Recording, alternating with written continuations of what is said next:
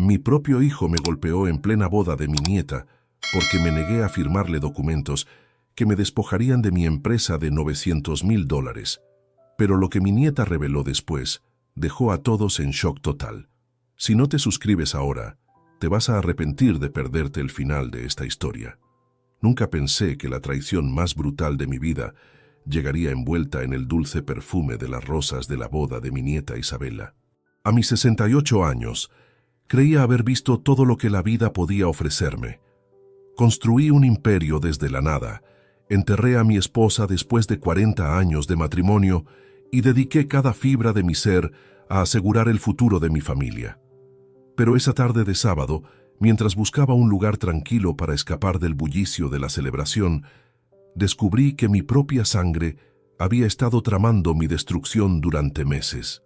Había entrado al estudio de la casa de campo donde se celebraba la boda, buscando un momento de paz. Las risas y la música se filtraban débilmente a través de las gruesas paredes de roble cuando escuché voces familiares provenientes del jardín justo al otro lado de la ventana entreabierta. Era mi hijo Ricardo, de 45 años, hablando con alguien por teléfono. Su voz tenía esa tonalidad fría y calculadora que solo usaba cuando discutía negocios importantes. «No, escúchame bien», decía con una urgencia que me heló la sangre. «El viejo está cada vez más terco. Ayer mismo me gritó cuando le sugerí que me diera poder notarial para ayudarlo con los papeleos. Dice que todavía está perfectamente capaz de manejar sus asuntos. Necesitamos acelerar el proceso». Me quedé paralizado. ¿El viejo? ¿Así se refería a mí cuando creía que nadie lo escuchaba? «Ya conseguimos las evaluaciones médicas que necesitamos», continuó. El doctor Hernández cooperó perfectamente después de que le expliqué la situación. Firmó los reportes sobre su deterioro cognitivo gradual sin siquiera examinarlo. Costó $50,000, pero valió cada centavo. Sentí como si me hubieran clavado un puñal en el pecho. El doctor Hernández había sido médico de la familia durante 15 años. Lo había ayudado a establecer su clínica privada con un préstamo personal cuando los bancos le negaron el financiamiento. Y ahora había falsificado reportes médicos sobre mi salud mental a cambio de dinero. «Isabela está cumpliendo su parte perfectamente», siguió Ricardo. «Ha estado documentando cada vez que papá se olvida de algo o actúa confundido. Por supuesto, ella misma lo está confundiendo a propósito, cambiando citas de lugar, escondiendo documentos, ese tipo de cosas. Es muy inteligente, mi hija». El mundo se tambaló bajo mis pies. Isabela, mi nieta querida, la luz de mis ojos. La niña a quien había criado prácticamente solo después de que su madre muriera cuando ella tenía 8 años. La niña que me decía «abuelo» con tanto amor, que me abrazaba y me juraba que siempre cuidaría de mí. Ella estaba saboteando mi vida diaria para crear evidencia falsa de mi incapacidad mental. «El plan es simple», continuó Ricardo con una frialdad que me erizó la piel. «Una vez que tengamos la declaración de incapacidad, podemos transferir todo a mi nombre temporalmente para proteger los activos. Después, bueno, un asilo de lujo resolvería el problema permanentemente. Él nunca sabría la diferencia si realmente está perdiendo la cabeza, ¿verdad?» Mis piernas casi cedieron. Un asilo. Querían encerrarme en un asilo después de robarme todo lo que había construido en 45 años de trabajo incansable. La empresa que había levantado desde un pequeño taller en el garaje de mi casa, trabajando 16 horas diarias, saltándome comidas, sacrificando mi juventud y mi salud. Todo para asegurar que mi familia nunca pasara necesidades. «¿Y si se resiste?», preguntó la voz al otro lado del teléfono. «No podrá», respondió Ricardo con una risa amarga. «Legalmente, una vez que tengamos la declaración de incapacidad, él no tiene voz ni voto. Y emocionalmente, bueno, el viejo nos ama demasiado como para luchar contra nosotros de verdad. Siempre ha sido su debilidad. Nos ama más de lo que se ama a sí mismo». En ese momento, algo se rompió dentro de mí, pero no fue mi corazón. Fue algo mucho más peligroso. Fue mi capacidad de seguir siendo el patriarca amoroso y confiado que había sido toda mi vida. En su lugar, nació algo frío, calculador, implacable. Me di cuenta de que habían cometido un error fatal. Habían subestimado completamente con quién estaban jugando. Durante los siguientes minutos, escuché mientras Ricardo detallaba cómo habían estado manipulando mi entorno durante meses. Cómo Isabela había estado reportando incidentes inventados a los abogados. Cómo habían contactado a varios geriátricos de lujo para cuando llegara el momento. Cómo ya habían comenzado a transferir fondos menores para aprobar el proceso sin que yo lo notara. Cuando finalmente colgó el teléfono, me quedé inmóvil durante varios minutos, procesando la magnitud de la traición. No era solo el dinero, era el amor, era la confianza, era la vida entera que había dedicado a estas personas que ahora planeaban mi destrucción con la misma frialdad con que se planifica una inversión empresarial. Pero mientras salía silenciosamente del estudio, una sonrisa fría comenzó a formarse en mis labios. Habían olvidado algo crucial. Yo no había construido un imperio de $900,000 siendo ingenuo o sentimental. Había sobrevivido a recesiones, competidores despiadados, socios traicioneros y crisis que habrían destruido a hombres más débiles. Y si creían que podían superarme estratégicamente, estaban a punto de recibir la lección más brutal de sus vidas. La guerra había comenzado, y ellos ni siquiera sabían que ya habían perdido. La siguiente semana después de la boda fue una danza macabra de fingimiento. Durante el día, representaba el papel del abuelo amoroso y confiado que ellos esperaban ver. Durante las noches, me convertía en un detective implacable, documentando cada movimiento de mis propios familiares.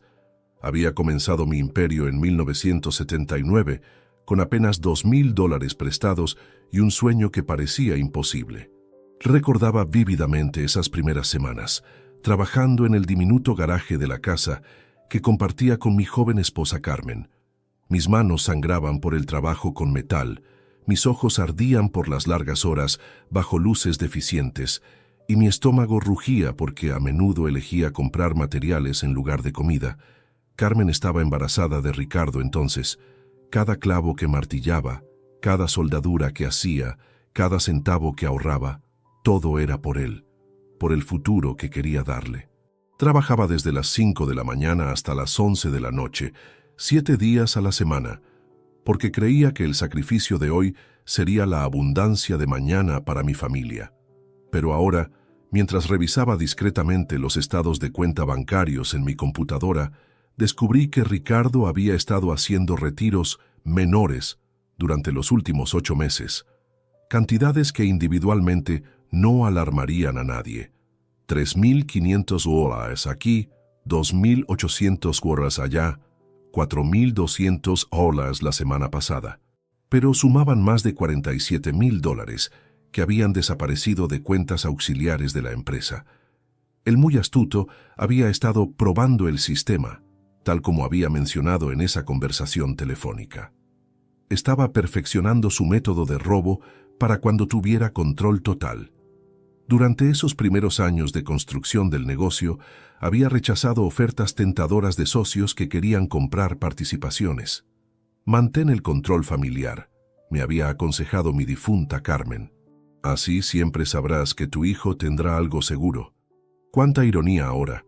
Esa misma decisión de mantener todo en familia había creado la oportunidad perfecta para que me despojaran de todo. El martes siguiente, Isabela vino a visitarme con su sonrisa radiante de siempre. Me abrazó con esa calidez que siempre había derretido mi corazón de abuelo, y durante un momento quise creer que todo había sido un malentendido terrible.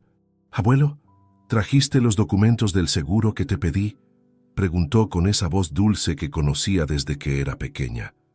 «¿Cuáles documentos, mi amor?», respondí, fingiendo confusión mientras la observaba cuidadosamente. Sus ojos se iluminaron con una chispa que no había notado antes. Satisfacción. Estaba satisfecha de que yo pareciera confundido nuevamente. «Los que hablamos ayer, ¿recuerdas? Dijiste que los traerías para revisar las beneficiarias». Su voz mantenía esa dulzura, pero ahora podía detectar la manipulación debajo. Por supuesto, nunca habíamos hablado de ningún documento del seguro, pero ella estaba creando otra evidencia de mi supuesto deterioro mental para agregar a su archivo de incidentes inventados. Ah, sí, claro, mentí fingiendo recordar súbitamente. Los dejé en la oficina, los traeré mañana. No te preocupes, abuelo, dijo con una sonrisa que ahora reconocía como completamente falsa. A todos nos pasa que se nos olvidan las cosas a veces. Después de que se fue, me senté en mi estudio, rodeado por las fotografías de décadas de logros familiares. Isabella graduándose de la universidad que yo había pagado completamente. Ricardo recibiendo las llaves de su primera casa que yo había financiado como regalo de bodas. Vacaciones familiares en Europa, automóviles nuevos, tratamientos médicos costosos cuando Carmen enfermó. Todo pagado con el sudor de mis décadas de trabajo. Había sacrificado mi juventud, mi salud, mis propios sueños, todo por ellos. Había trabajado durante las Navidades para que ellos pudieran tener regalos abundantes. Había cancelado mis pocas aficiones para reinvertir cada peso en el crecimiento de la empresa, que algún día sería su herencia. Y ahora descubría que mientras yo recordaba esos sacrificios con orgullo paternal, ellos los veían simplemente como su derecho natural. Peor aún, estaban impacientes por reclamar todo sin esperar a que yo muriera naturalmente. Esa noche, instalé discretamente cámaras de seguridad adicionales en mi casa y oficina. Si iban a documentar mi supuesto deterioro, yo documentaría su traición real. Contraté también a un investigador privado con referencias impecables. Si ellos tenían abogados trabajando en mi contra, yo tendría profesionales trabajando para proteger lo que había construido. El miércoles, mientras organizaba mis archivos financieros, encontré algo que me congeló la sangre. Una serie de consultas recientes a mi contador sobre planificación sucesoria de emergencia y transferencias por incapacidad. Consultas que yo nunca había autorizado, pero que habían sido hechas por Ricardo usando su poder limitado como vicepresidente de la empresa. Mi propio contador, el hombre que había manejado mis finanzas durante 15 años, estaba proporcionando información confidencial a mi hijo para facilitar mi despojo. Otro profesional de confianza que había sido comprado o manipulado, pero cada traición descubierta solo alimentaba mi determinación creciente. Ellos veían a un anciano vulnerable. Yo sabía que era un estratega experimentado que había sobrevivido y prosperado en un mundo de negocios brutal durante casi 5 décadas. Habían confundido mi amor paternal con debilidad. Habían interpretado mi generosidad como ingenuidad. Error fatal. Esa semana también descubrí que habían estado investigando asilos de lujo, específicamente aquellos especializados en pacientes con demencia temprana. Habían visitado 3 instalaciones, según pude verificar discretamente. No solo planeaban robarme, planeaban encerrarme donde nunca pudiera recuperar mi libertad o mi patrimonio. El viernes por la noche, mientras ellos creían que dormía, estaba en mi estudio preparando mi contraofensiva. Había documentado cada robo menor, cada consulta no autorizada, cada evidencia de su conspiración. Tenía grabaciones, fotografías, testimonios de testigos que había comenzado a cultivar discretamente. Pero lo más importante, había comenzado a mover mis activos más valiosos a cuentas y estructuras legales completamente nuevas, todas inaccesibles para ellos, incluso si conseguían su declaración de incapacidad fraudulenta. La guerra había escalado, y mientras ellos seguían subestimando al viejo confundido, yo estaba construyendo una maquinaria de destrucción que los aniquilaría completamente. Sonreí en la oscuridad de mi estudio. Muy pronto aprenderían la diferencia entre experiencia y ambición juvenil. Los recuerdos más dolorosos llegaban durante las madrugadas, cuando el silencio de la casa amplificaba cada sonido de mi investigación clandestina. Mientras revisaba los archivos que había obtenido sobre las evaluaciones médicas fraudulentas, no podía evitar recordar los años, cuando Ricardo era apenas un niño de 5 años, corriendo por el taller mientras yo soldaba piezas metálicas para completar pedidos urgentes. En aquellos días de 1984, Carmen había desarrollado diabetes gestacional durante su segundo embarazo, que lamentablemente terminó en pérdida. Los gastos médicos habían drenado nuestros ahorros por completo, pero yo seguía trabajando incansablemente, alimentado por la esperanza de darle a Ricardo el futuro que merecía. Recordaba claramente esas noches cuando él se quedaba dormido en una caja de cartón junto a mi banco de trabajo, porque no podíamos permitirnos una niñera. Ahora, 40 años después, sostenía en mis manos los reportes falsificados que ese mismo niño había pagado para fabricar.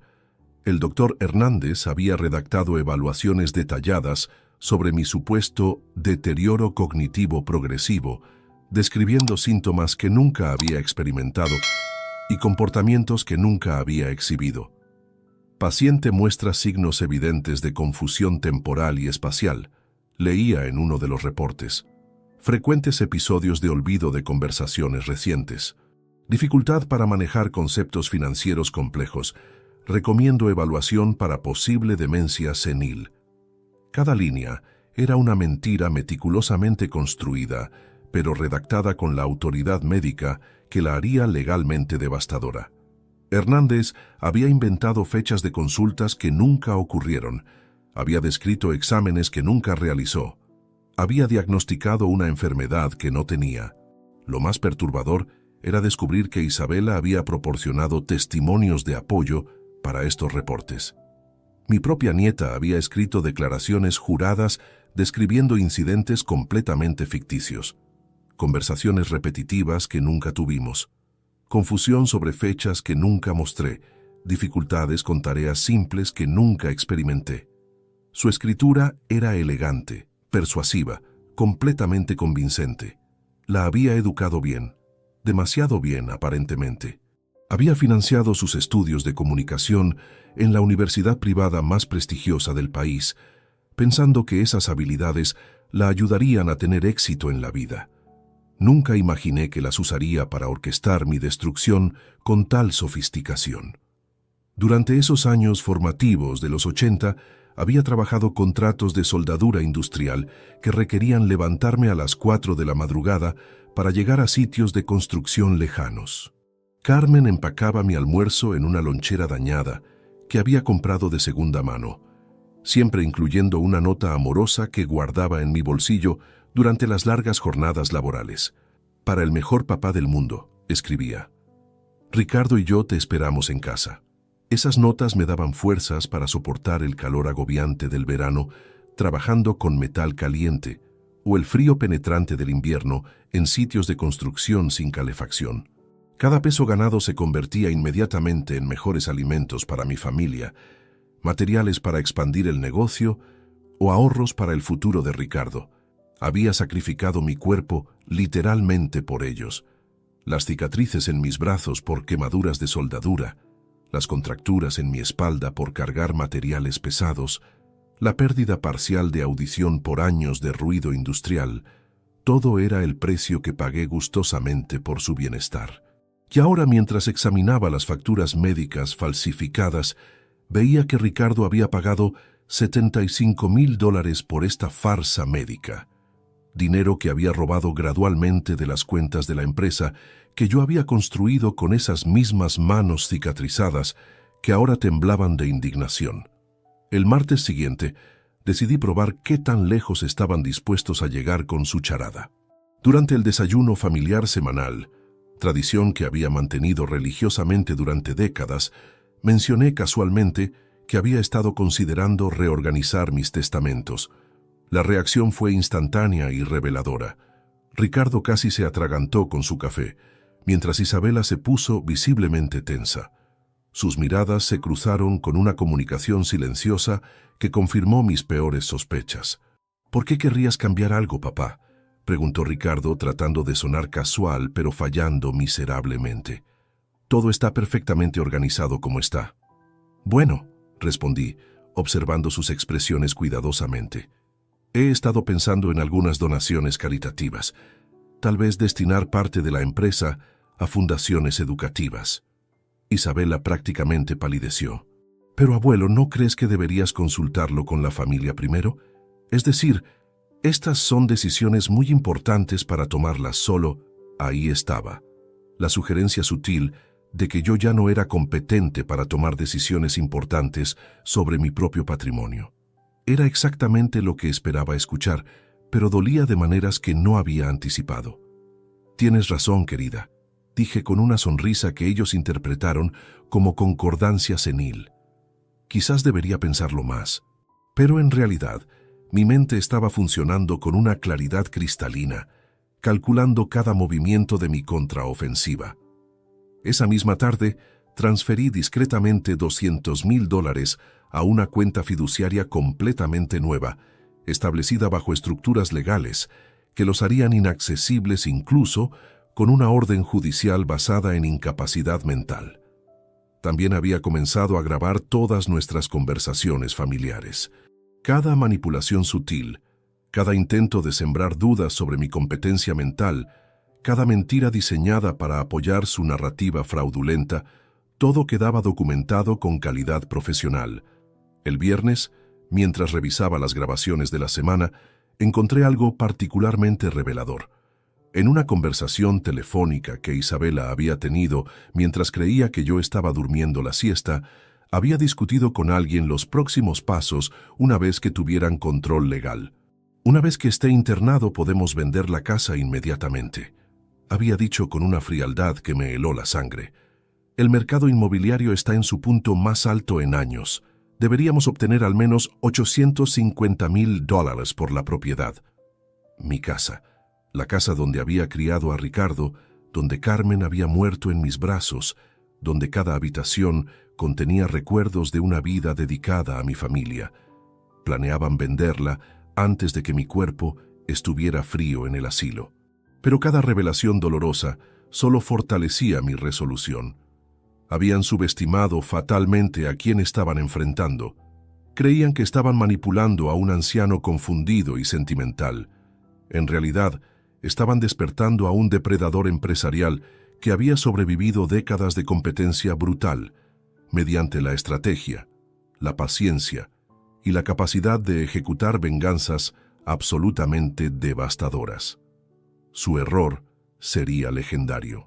Las madrugadas de marzo me transportaban inevitablemente a 1987, cuando tenía apenas 32 años y la ambición corría por mis venas como electricidad pura.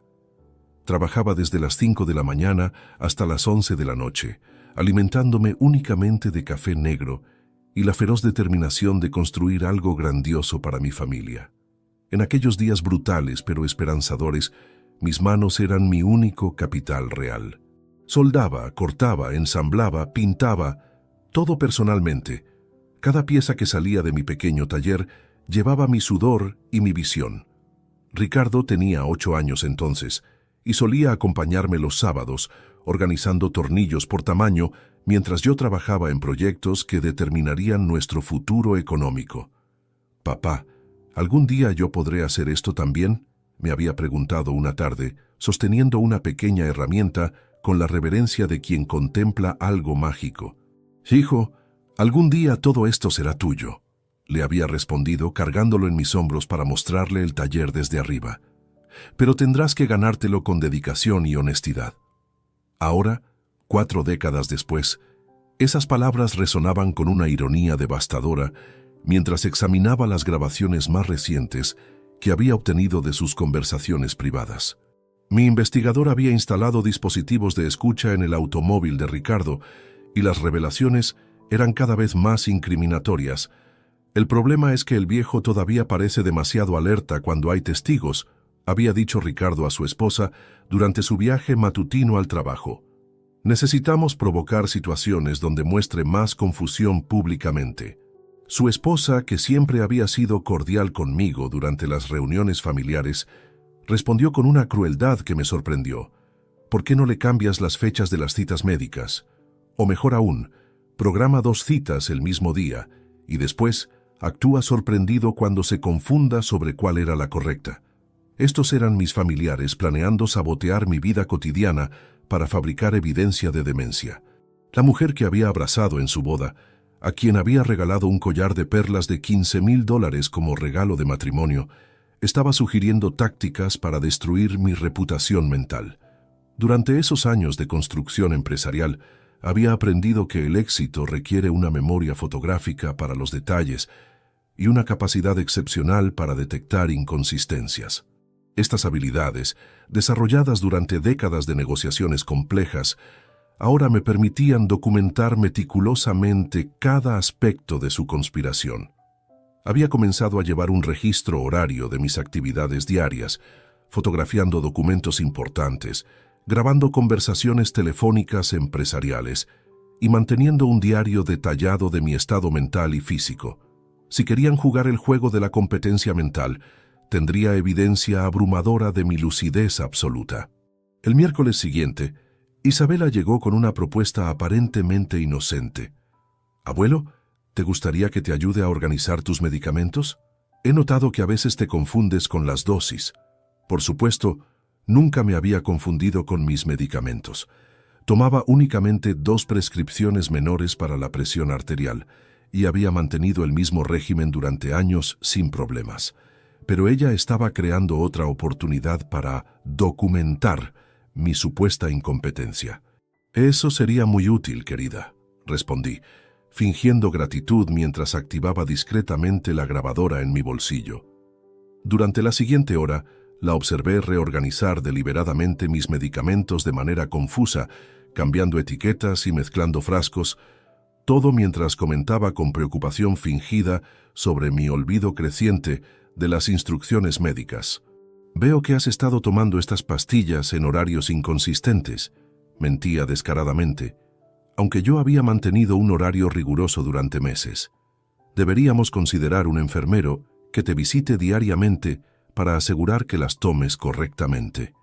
Un enfermero, otro testigo potencial para sus archivos de evidencia de mi incapacidad. Cada sugerencia aparentemente bondadosa era en realidad otro paso hacia mi encarcelamiento legal y físico. Esa noche, mientras transcribía las grabaciones del día, recordé vívidamente las lecciones que había aprendido durante la recesión de 1991, cuando competidores despiadados habían intentado apropiarse de mis contratos más lucrativos mediante tácticas sucias.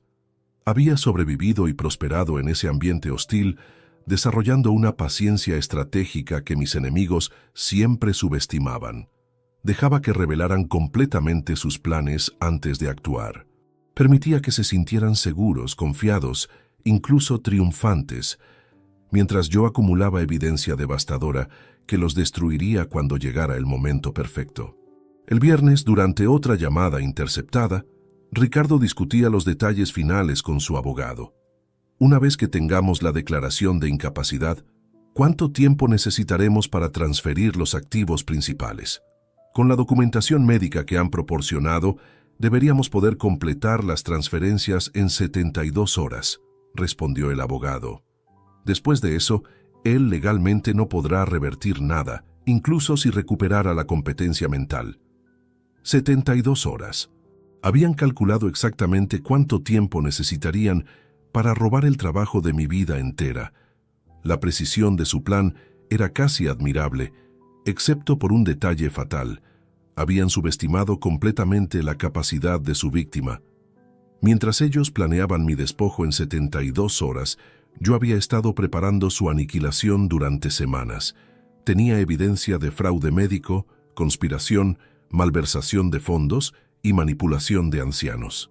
Tenía grabaciones, documentos, testigos y transferencias de activos que los dejarían completamente indefensos. Pero lo más importante, tenía la paciencia para esperar el momento perfecto para revelar todo. Y ese momento sería tan público, tan humillante, tan devastador, que nunca se recuperarían del impacto. La boda de Isabela se acercaba, y con ella la oportunidad perfecta para ejecutar la lección más brutal de sus vidas. Sonreí en la oscuridad de mi estudio, rodeado por décadas de fotografías familiares que ahora parecían testimonios de mi ingenuidad pasada. Muy pronto, esas mismas personas aprenderían por qué nunca se debe subestimar a alguien que construyó un imperio desde cero. Los documentos del asilo llegaron por correo certificado un martes gris de abril, dirigidos a Ricardo, pero entregados erróneamente a mi buzón. El destino, parecía, tenía un sentido del humor perverso. Mientras sostenía el sobre Manila entre mis manos temblorosas, no de edad, sino de furia contenida, recordé vívidamente el día que sostuve por primera vez el diploma universitario de mi hijo. Era 1998 y Ricardo había terminado su carrera en administración de empresas con honores. Yo había trabajado turnos dobles durante 5 años consecutivos para pagar esa educación privada prestigiosa, vendiendo incluso mi motocicleta clásica que había restaurado como hobby personal.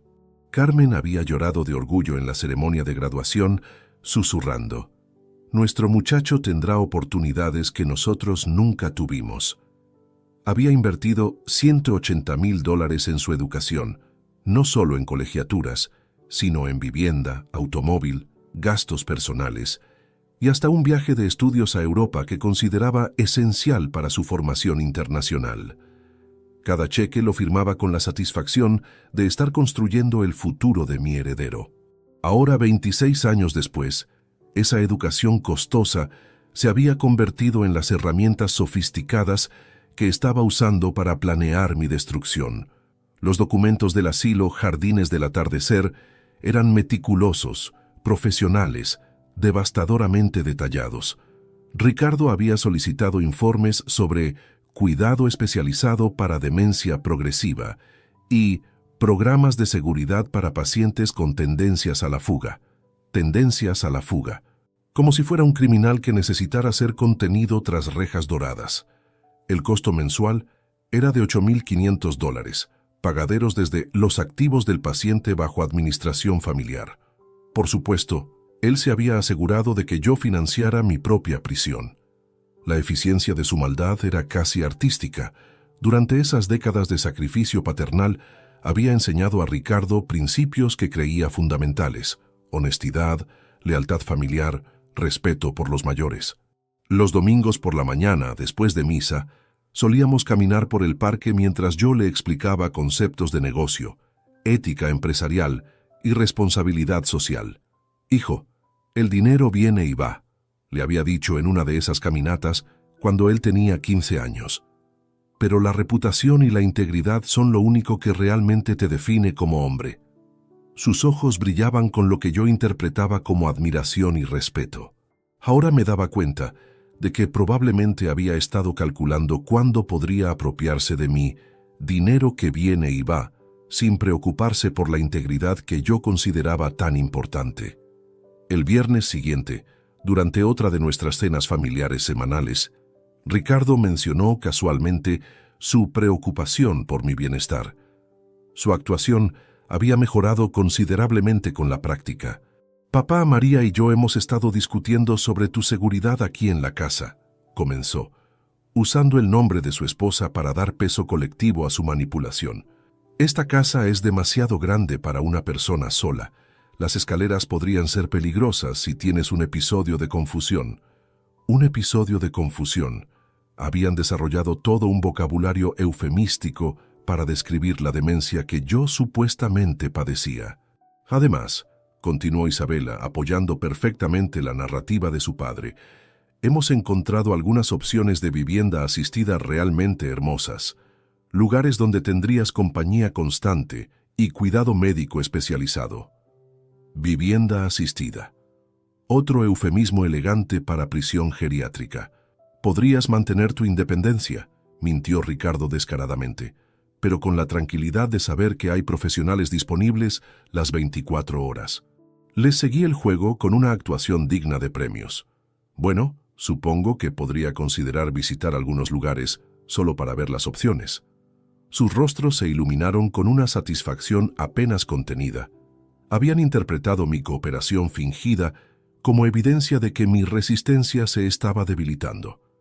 En realidad, acababa de darles la cuerda suficiente para ahorcarse públicamente. Esa noche, mientras revisaba las grabaciones del día, encontré algo que me llenó de una determinación helada.